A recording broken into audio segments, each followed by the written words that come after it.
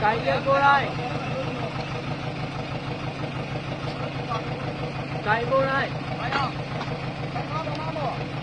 Cày vô. Cày vô.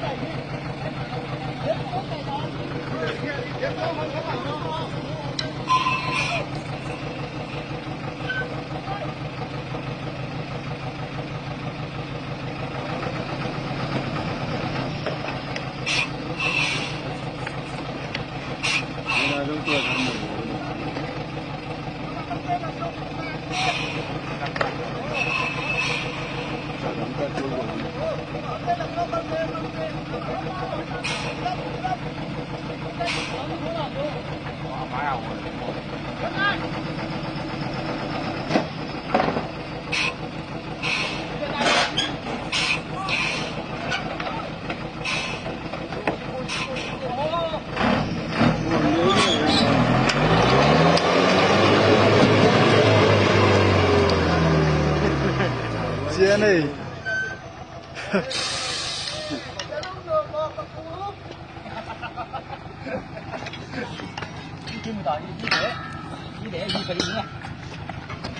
Kia tung ngon thì phải thì mà nghe.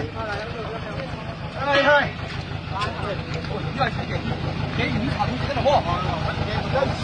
Hậu cái đó không? Đi kia này không? Đây không không? Em tạo đi còn không? Đi còn không kia đúng không? Chứ rồi hả? Ngồi bùi chung biết.